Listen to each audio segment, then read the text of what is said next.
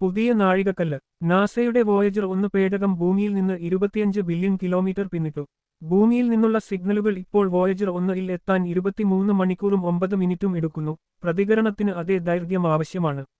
മുന്നോട്ട് നോക്കുമ്പോൾ വോയേജർ 1-ന്റെ അടുത്ത സുപ്രധാന നാഴികക്കല്ല് സൂര്യനിൽ നിന്ന് ഒരു പ്രകാശ ദിനം ഏകദേശം 25.9 ബില്യൺ കിലോമീറ്റർ അകലെ എത്തും.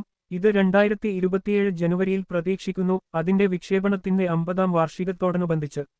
ആ സമയത്ത് വോയേജർ 1 ഇപ്പോഴും പ്രവർത്തനക്ഷമമാകുമെന്ന് പ്രതീക്ഷിക്കപ്പെടുന്നുണ്ടെങ്കിലും അതിന്റെ റേഡിയോ ഐസോട്ടോപ്പ് പവർ സ്രോതസ്സുകൾ കുറയുന്നതിനാൽ എഞ്ചിനീയർമാർ ചില ശാസ്ത്രീയ ഉപകരണങ്ങൾ നിർജ്ജീവമാക്കേണ്ടി വന്നേക്കാം.